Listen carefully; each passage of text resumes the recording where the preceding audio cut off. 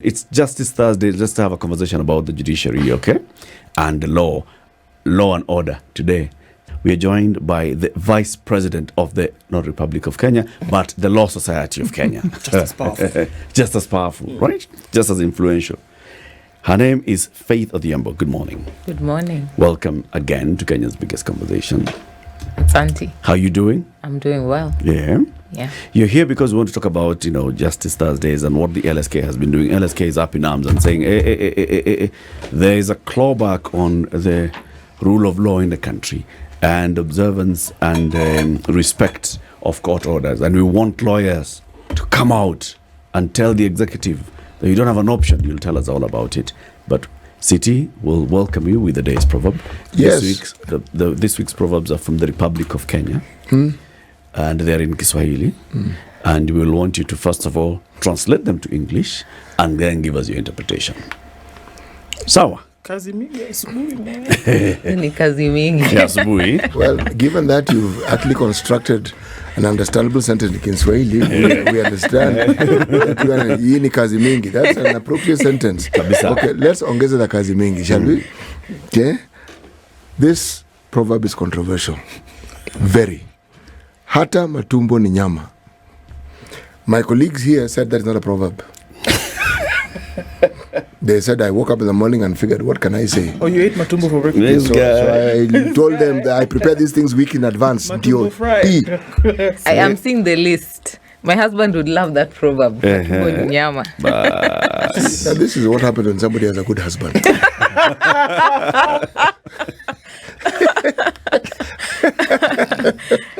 Indeed. How can I say? Trifles also meat. I would say that, how would you best construct this? So matumbo is a delicacy for some. And for some? Particularly in our country.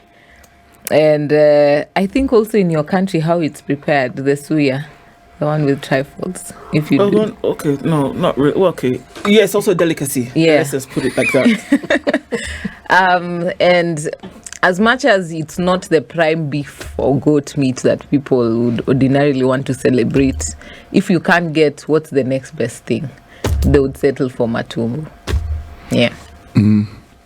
Wakili, is that a proverb? I don't think it's a proverb. Yes. City says it's a proverb. It's and a because wise he saying. is our sage, we will Just allow him. They'll allow him to win. Yeah. We do not accept, but we move on. We don't agree, but we We accept. accept and move on. Yeah. Okay. So, Senor, we don't agree, but but we accept. Okay. Wakili, what's up? Why are you asking lawyers to come out? And when?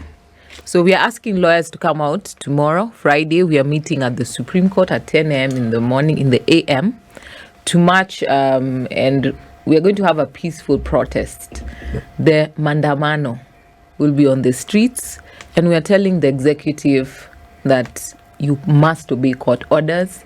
And if you find that or believe there is corruption, and we say there are always a few rotten apples, bring that evidence. Let them go through due process. Even as Kenyans, we do not want corrupt judicial officers.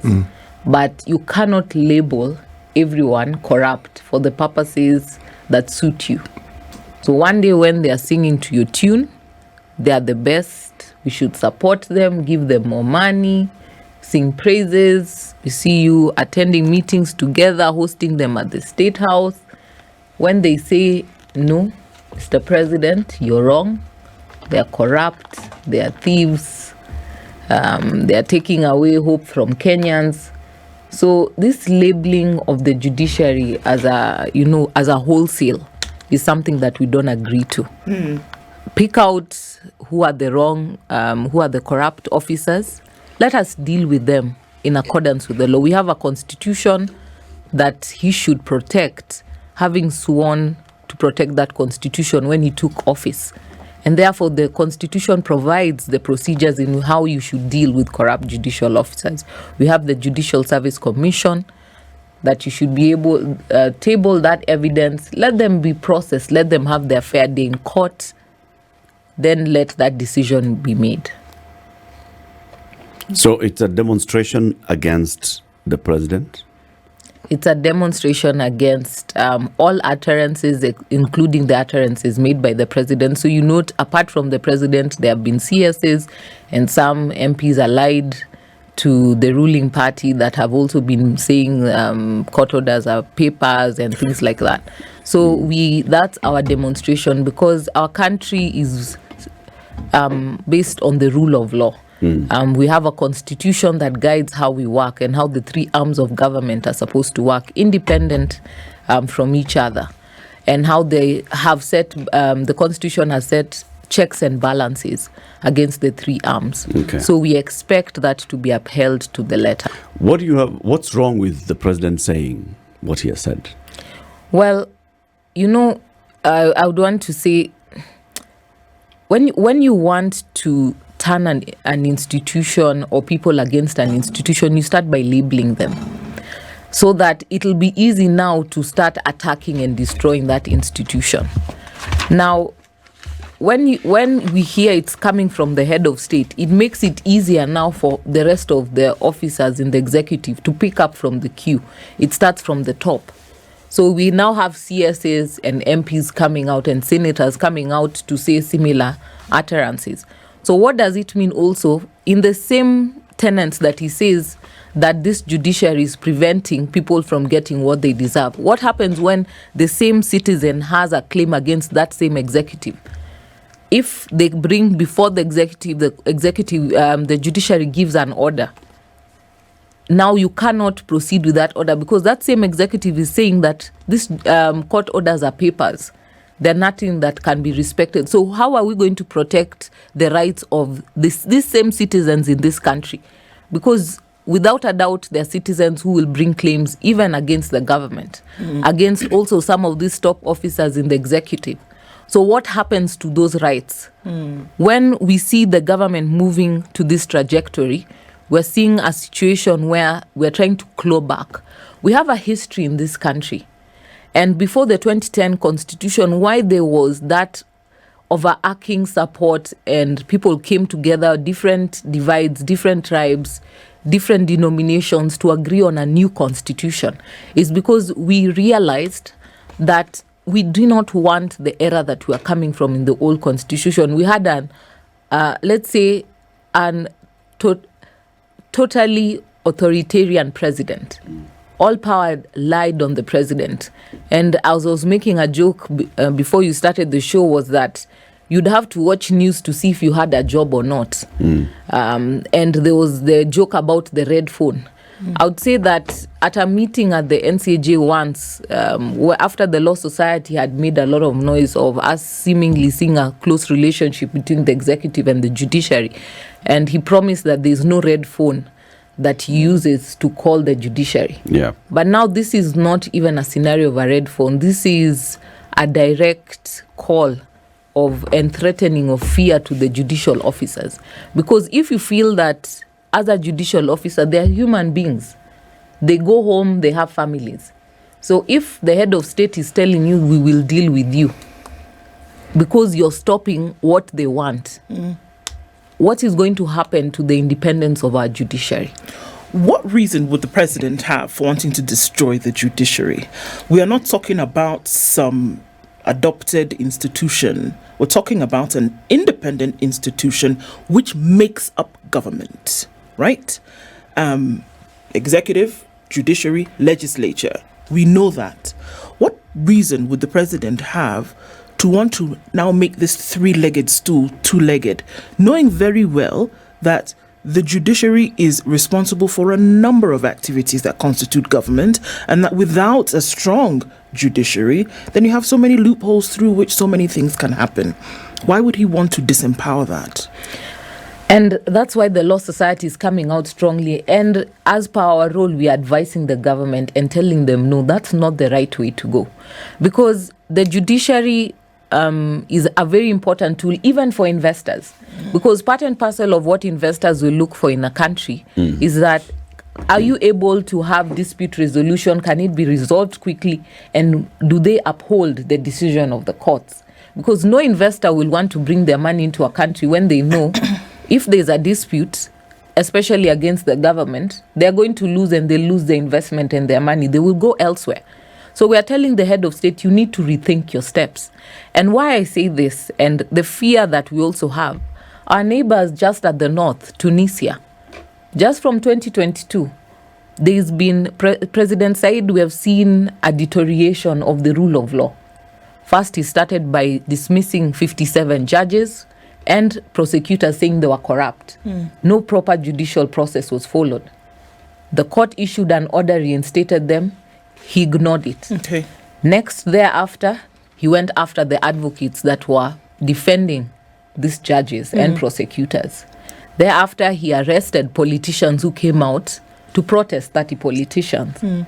And thereafter, he issued a decree against those judges, the prosecutors, and the politicians. So, trajectory, even after the 2011 revolution, if we remember how the revolution started at the north, when people were burning themselves, you know, against what was happening in the system. Yeah. But we are seeing what is creeping out and how it has moved quickly in Tunisia.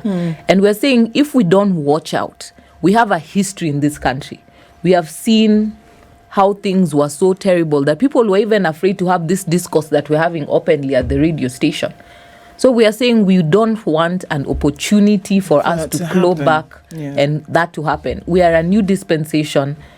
People should be allowed to express themselves. And the president is allowed to say, if he feels there's corruption, that is fine. But you cannot blanketly say that all judicial officers are corrupt because they have not said yes. But he hasn't said all. But he's saying the judiciary is corrupt. Well, yeah, he's not the only one. You see, you're the head of state. Right. You have powers on what you can do. Investigations can be done. Let those investigations be done. Let them be tabled to the right channels. By labeling, and particularly you're attacking the judiciary when a decision is going to be made. He made those statements right before the Court of Appeal was sitting to hear the matter that was coming on the housing. So is it an attempt to create fear so that they can rule in accordance? So you're telling them from the roadside, or rather from the construction side, this is the decision, I'm warning you. If you dare not make the decision I want, I'm going to deal with you. Is that your interpretation of it? That is my interpretation of it. Do you think the judges would interpret it that way? Well, the judges, when you're telling the judges court orders are papers or they will not obey court orders, they're sitting and you're seeking orders from them. So how are they supposed to interpret it? I do not want to pretend that I'll be on the mind of the judges that were sitting and hearing that matter. But you're coming to me and saying, my lord, I want these orders, but you're telling me your orders I will not obey. Isn't it an oxymoron? You know, it's interesting when you introduce the word profiling, because some of the worst atrocities this planet has ever seen among mankind is when, and it begins with precisely that, it begins as a little murmur and a rumor and a profiling, and then you dehumanize people. Then it becomes a lot easier for you to commit your atrocities. Whether they're talking about Nazi Germany, whether they're talking about the atrocities in Rwanda, it's the same thing. You move the human beings to a point where the profiling and the propaganda, so they become either an insect or an object or something of disrepute. So their lives then cease to be of importance or of the same importance as other people. And it's something we've seen even in this country whenever we were at time. In 2007, 2008, yes, we heard and they existed. That same process. Every time we've had serious electoral differences, you see it coming up. Every time the government seems to be put in a corner, there will be individuals within the so-called ruling parties who come out and they make utterances. It is for that reason that the Kamata Friday that we speak of came about. People who would say things that were clearly insightful. And if you listen to what they were saying, they were in many cases profiling. It is dangerous. It is really, really, really dangerous. And it's a slippery slope that once you start embarking on, there is no telling where it will stop. Exactly. We are having a Justice Thursday conversation with the Vice President of the Law Society. Why don't they call you Deputy?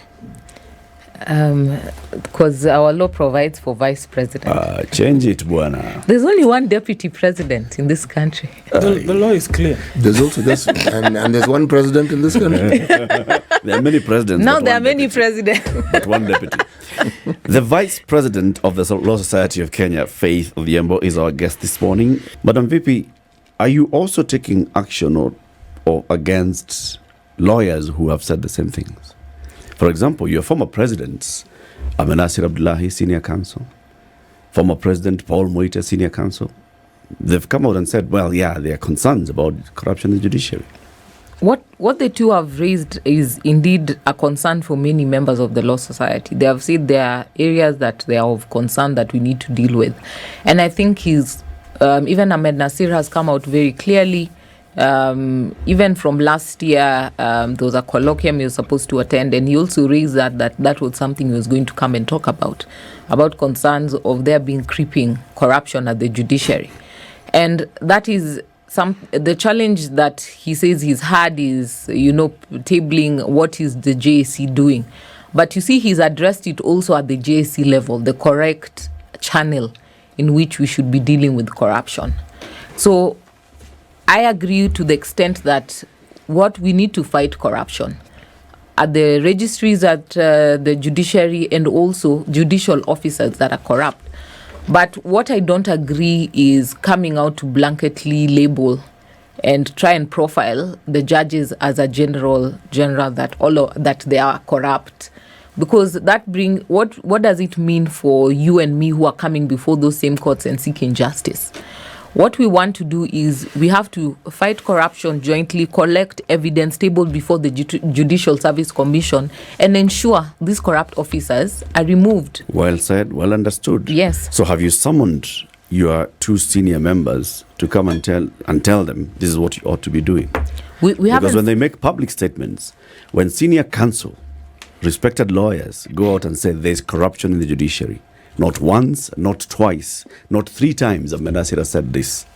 And yet, I'm not aware of a specific complaint that he has filed against an individual judge. Have you taken issue with that? Ahmed Nasir actually said he has tabled complaints against certain judges and magistrates before the JSC before. So he's talking about something that he's actually taking action against. So we haven't summoned him, if that's what you're looking for, that answer. We haven't summoned him, but he's exercising his right of free speech. Okay. Why we are holding the president accountable? Because the office of the president carries a lot of weight. Ahmed Nasir is not the president of the Republic of Kenya, nor is he sitting as the head of parliament. He's not the speaker of the National Assembly or Senate. He doesn't carry that national sway that we are talking about that the head of state does. The head of state has a responsibility to carry out his duties following the rule of law. He has to remember that utterances that he made, he came in by the vote of the majority of the people of Kenya, so to speak.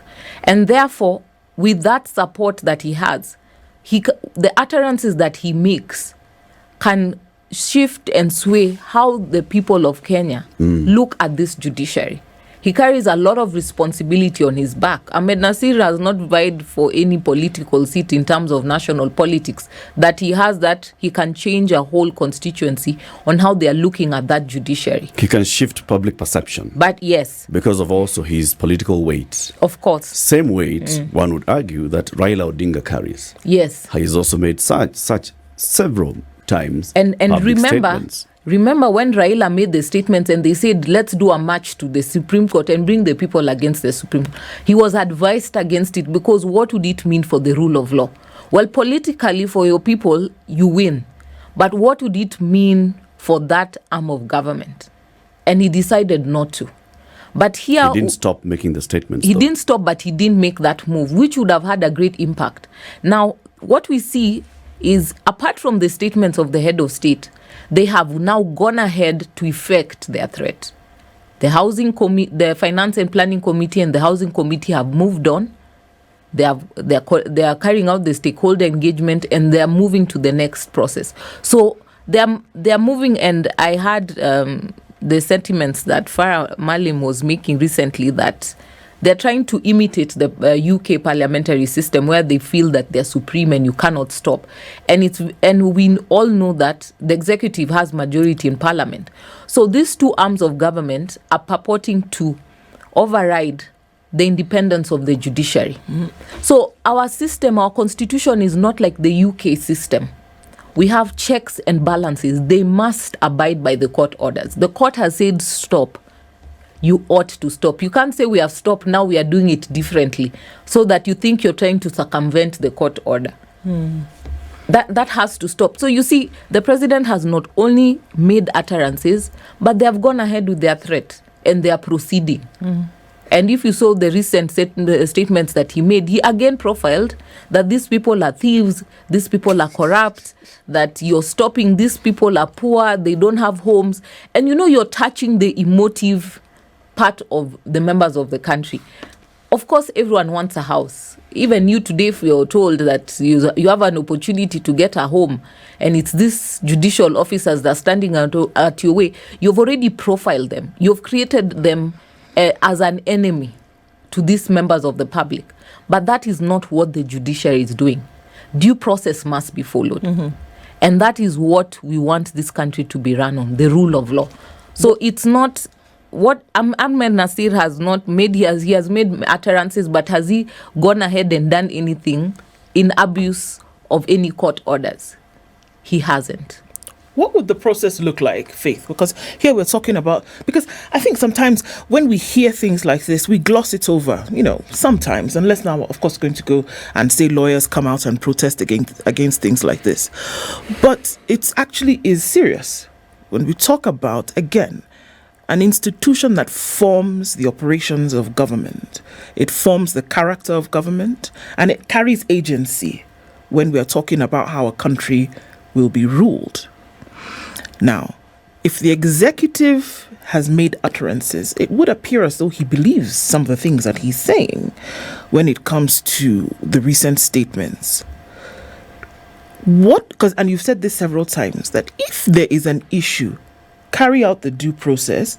What now would that process look like? If he said, look, I know of 1, 2, 3, and I would like to check on this thing. Of course, we know what this is all shrouded by. We know that the cases that are before, or the issues that are before the courts today with housing and the, what's the other one? Universal health coverage, the social health insurance fund. We know those things are, and they're also front and center when it comes to the operations of government.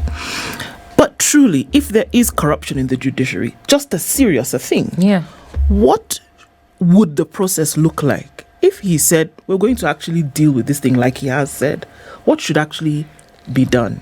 I want to give a recent case that happened, Justice Chitembo's case. And I think that one caught the view of many people in this country. The damning evidence that was collected by the then Governor Sonko, evidence that was tabled of matters that he handled in court. And what happened is that it was presented to the Judicial Service Commission. They sat, they found that he had a case to answer. Then the president set up a tribunal, which he also had representation. He had his lawyers. He was able to present his matter. The tribunal made a decision, presented to the president. The president agreed with the decision of the tribunal. He was removed from office, but he still had a right to appeal. He appealed to the Supreme Court. The Supreme Court upheld that decision. He's no longer a judge. Now, that is a simple case scenario of how it works. And I'm not saying that it's sometimes even easy to collect some of this evidence, because even as advocates, we get frustrated. And that's why I say, as also law society, we don't have space or room for corruption. We are not defending corrupt judges at any point. And also, we will be following up to deal with this issue of corruption and tabling it before the Judicial Service Commission. Because as well as lawyers, we have challenges of judges that are compromising cases. You feel, even just looking at a precursor of even magistrates handling matters that they don't even have jurisdiction on and making decision and proceeding thereafter. A lot of cases of evictions. You remember the one that was done in Westlands. And so some certain cases we agree there is corruption and we want to see action. And we will fight and push that some of these judicial officers cease to sit in those offices. Because indeed, if you look at some of the cases that are presented to Judicial Service Commission, some are quite painful, looking at what some of these judicial officers have done. And that is something that we're going to push for as a joint front. We at no point are supporting corruption, because a corrupt judiciary means that what judiciary for us is the last front that the citizens have. So if you cannot trust that this neutral arbiter can give you justice, then we go back to the streets. We lose the very basis on which our constitution is running on. It's anarchy. Exactly. So we agree in terms of Ahmed Nasir's calls and other seniors, even junior lawyers, we all agree as one, as law society, that we will fight corruption. We have no room for corruption. So we are giving even notice to all these judicial officers. If you're engaged in corruption, we will find you and we will ensure we deal with you, but in accordance with the law. That is what we're going to ensure, so that you will leave and there is no hope of return to that seat again. One could argue that when the Vice President of the Law Society of Kenya goes on public media like this and says, you are corrupt judicial officers, we will find you and we'll hand you out of office. It's the same thing. And not the same thing. This is officers of the court threatening the people in front of whom they'll appear. What action has the Law Society of Kenya actually taken? You know, I'm just looking back in the last 20 years, 22 years, 20 years or so. We've had radical surgeries in the judiciary in the hopes that, we are bringing back sanity in the judiciary. We are weeding out bad apples in the judiciary. The Ringera team came up with a radical surgery. Judges were removed. Others opted even not to appeal their cases. They went home.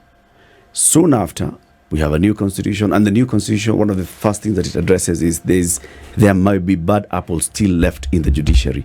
And one of the things that we must do is also go in and weed out, set up an entire vetting panel that went through all judges individually, all magistrates individually, removed some, retained some. Less than 10 years later, we are still talking about the same thing. What is this that's happening in the judiciary that would constantly bring us to this conversation? Every 10 years, we're having a conversation about bad apples in the judiciary and having to weed them out. If those that were left by Sharad Rao and team were clean, those that have been hired since then have gone through a proper public recruitment exercise, how would we be having bad apples in the judiciary? Connie, the walls in the judiciary is it the water in the judiciary? What is it? I don't know if it's the water they take, but I would say that in every institution, you will find there are always challenges. I would say that even from the 12 apostles that Jesus chose, there was the one that betrayed him. So I would say that similarly, the way we have in the executive, we have ministers, we have cabinet secretaries and PSs that are corrupt. It's the same way we have corrupt judicial officers. And the reason that the Judicial Service Commission was set was to deal with these issues as a continuous, so that you don't have to wait for another radical surgery or another vetting board to deal with them. Now, you see, corruption is not just the cases of taking money for cases. Corruption also goes hand in hand with also frustrating and delaying matters. We have lazy judicial officers. We have also corruption even in getting court dates. And these are matters that we have been sitting and engaging in, not only bar benches that we have with the judges and magistrates, but also when we meet the Judicial Service Commission and even the Chief Justice herself. And, as much as I've seen also the vice president or the vice chair of the JSC coming out to talk about some of these things, she also needs to be seen at the forefront, coming out to talk about and what measures they're going to take. Because there is so much, even from advocates, apart from compromising of matters based and with the belief that people are collecting money, a lot of issues that are still arising is you cannot get court dates for your matters, and secondly, delaying on even granting justice. Justice delayed is justice denied. So if you sit on a matter for 2-3 years, or I come with an urgent matter and you hear it 6 months, 1 year down the line, that is not justice.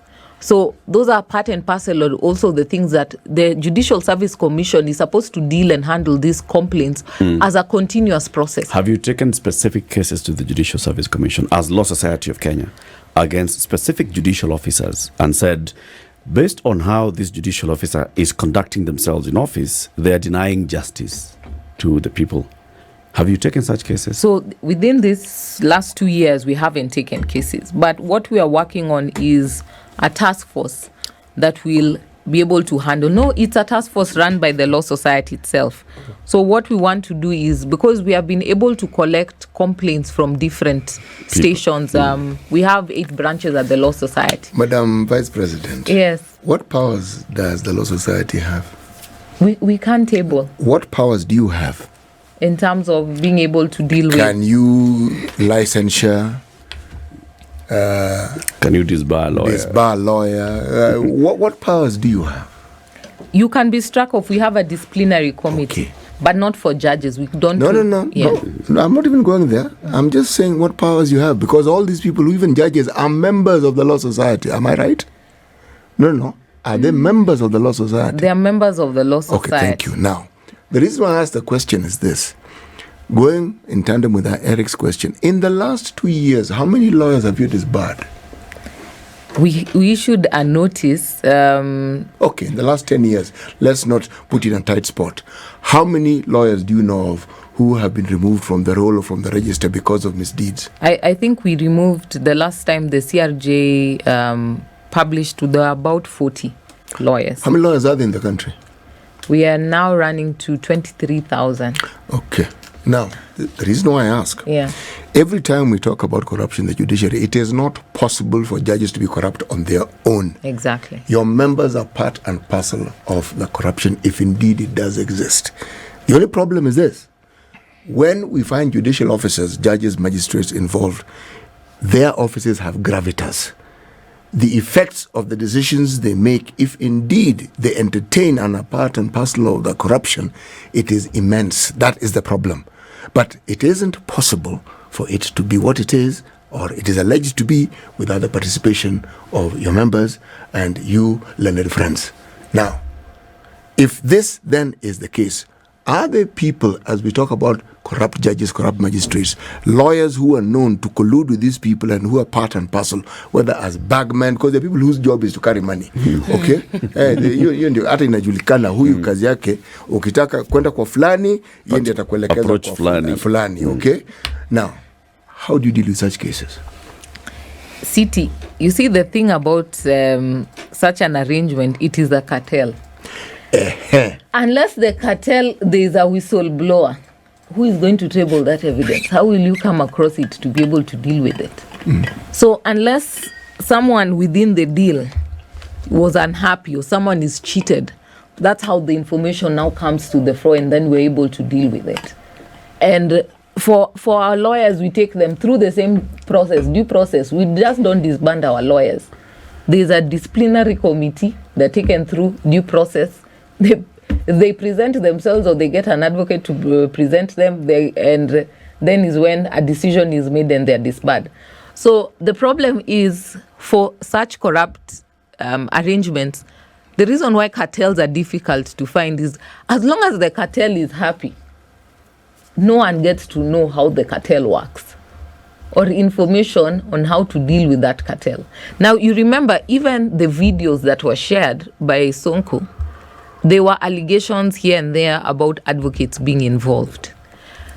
But first of all, some of these advocates ended up being the witnesses. So you see the complication in that next. So how do you now take the person who says now they are the witness supporting the prosecution, and now us as LSK we say we're coming to prosecute? Madam VP, I am in a delightfully privileged position because the things we speak of, I can claim ignorance. I am not a legal officer. I do not go to court unless there's something that has happened that requires me to go there. But I have to marvel sometimes when you find senior members of your practice speaking knowledgeably and eloquently about corruption. I have to wonder, how do they know so much? How are they so knowledgeable about these things? You know, the thing is, you hear these things, City Muga, but unless you have the evidence, it's quite difficult on how to nab it. And my worry is, even as the vice president, because I'm also a teacher of the law, is that when your students tell you, or now they are advocates, or they tell you, these are some of the challenges they go through, or because you hear that your case was compromised, because this is the going rate for this person, this is the going rate. And I'm like, why can't you come and we file a complaint? But some of them are happy in the arraignment, they will not. Because they are telling you it's either this way or there's no other way. So I'm telling them, let's sit and we find a way, then we deal with it wholesomely. Then even we have a private way in which we can try and set them up. Madam VP, we have this situation in this country where our laws allows, you have to now guide me here. What sort of matters can we negotiate? Meaning there's something that seems to be wrong, or is there a threshold? Do I need to still say like 100 billion shillings before you can call me to negotiate? Or even if I steal 10,000 shillings, you can call me to negotiate? These settlements that we hear our law permits for people to negotiate, what are they? No, the settlements that are done under the law are the ones that are done freely by the parties. So if we have a dispute, and it's on, let's say, payment of, I broke your flask, it costs $1 million, we can settle if I only have 800, that one, and it's done in court also. Once we agree, that settlement is signed in court. So that one is above board, that's allowed. What is not agreed is you coming to compromise, sit with the judicial officer, or find someone to approach the judicial officer on your behalf. On your behalf, to agree that let's find favor for my client's case, or give me these orders on behalf of my clients. Now that is not negotiation, that is corruption. What I'm hearing you, Madam VP, saying is that even the Law Society acknowledges that there is corruption within the judiciary. Yeah. That the difficult part here is gathering the actual evidence that can sustain a case against a judicial officer or a lawyer. Yeah. Okay? Sounds the same thing that William Ruto has been saying. Not exactly. Now, that there is corruption in the judiciary. But what we are saying, there are judicial officers that are corrupt. The judiciary is not corrupt. You see, you can have people in an institution. There is corruption in the judiciary does not mean the judiciary is corrupt. Yes, there are people in the judiciary who are corrupt. So we have judicial officers that are corrupt. You see, the problem we have is labeling. And as Citi said, once you start labeling, then you dehumanize and change the way people look at this arm of government, such that even when they will stand up and raise and fight against something that is wrong, it'll be harder for the citizens to come and rally behind them. Because remember, the courts are not like Parliament. Parliament can make press conferences. They can come and stand. They'll make laws and tell the president even go to hell if they deem so. They seem fair. But judiciary cannot come out to say such things. They can only speak through the pen. What you're saying, Faith, do you honestly believe that what you've said today, in terms of, yes, we know there's frustration because there are some judicial officers who are corrupt. There are some officers within the institution of the judiciary who frustrate the case, who are lazy. You've said they're lazy judicial officers. Do you think that in the public, we think, okay, so the LSK is saying that there are some judicial officers who are corrupt, or is that the public is taking it as there's corruption in the judiciary? Can I tag onto that just a little bit? Because here we are saying, and maybe even a scarier thought, that if there is the existence of corruption in the judiciary, what is being pointed out from the president today is not that corruption in the judiciary.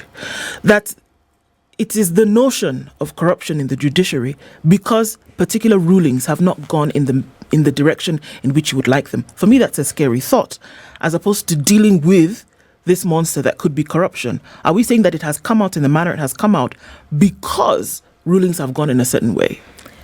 I say exactly that. We see when certain rulings have now since come, because it was all praise and pomp, and it was a lovey-dovey relationship initially. But now that we are seeing the judiciary coming out and showing their teeth, I would say, now we have a situation where they're being labeled as corrupt, that the judiciary are thieves, the judiciary corrupt, because certain decisions are not aligning to what the government wants. You saw the finance bill. Once that decision was made, then comes the housing bill, then we have the health bill. And, the executive may have good ideas, but it's just the way they are going around it. No one is saying, and I don't think the judiciary, by stopping them, is saying that these are not great ideas. These are not things that you can help the citizens. What we're just telling you is follow the rule of law. There's a process that you need to follow. There's a manner that things need to be done. And I want to say this before we finish. The quagmire that we have that you raise when you're saying that you're fearing that what this may bring is that the president is only raising this question because things are not going their way. The judicial will only have three choices: to capitulate and give in to what the executive is saying. Two, to say they're not dealing with anything that touches on the executive until they say they will agree to court orders. Or three, they continue reviewing court matters in accordance to the rule of law, but let us see the judiciary speak by the pen. We saw that happening with Mrema when he said that Kinoti would serve sentence for contempt of court even after his term is over, to show that you are not above the rule of law. We saw Professor Ngugi coming out to say that in the High Court at the BBI case, telling the head of state that you are not above the law. And that is something that has gone down, and they have spoken through the pen. Let us have our judiciary as well being brave and speaking through their pen. Let us not capitulate and lose this independent arm of government. Well said. Faith Odhiambo, Vice President, Law Society of Kenya. This is the Situation Room, the only way to start your day.